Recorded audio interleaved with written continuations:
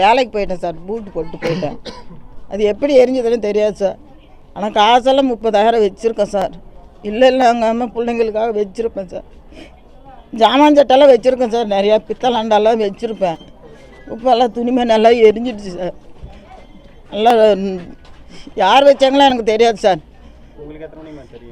இப்போ தான் sir bus விட்டு இறங்கி வரும்போது பஸ் ஸ்டாண்டில் சொன்னாங்க, அங்கே எரிஞ்சிக்கிட்டு இருக்குதாம்மா, யார் வீடே தெரியலம்மா, போய் பாரு அப்படின்னாங்க. அதான் சார் ஓடி வந்தேன்.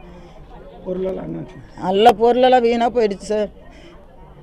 நகையெல்லாம் இல்லை சார், நகையெல்லாம் இல்லை, பணம் வச்சுருந்தேன் சார். யாரும் இல்லை சார், நான் ஒண்டி தான் இருப்பேன்.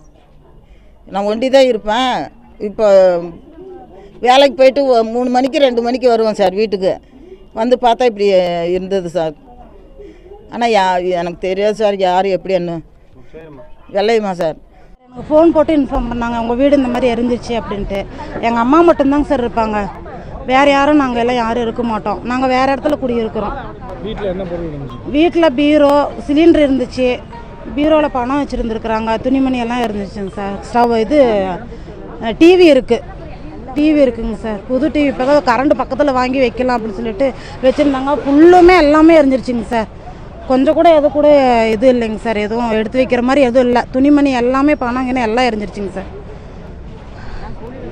நாங்கள் கூலி வேலைக்கு தாங்க சார் போகிறோம், வீட்டு வேலைக்கு போகிறோம். ரேஷன் கார்டு, ஆதார் கார்டு எல்லாமே வீட்டில் தாங்க சார் இருக்குது. என்னோட ப்ரூஃபும் எல்லாமே இங்கே தாங்க சார் இருக்கும். என் பேர் ஜான்சி ராணிங்க சார், வெள்ளையம்மாவோட பொண்ணு நான்.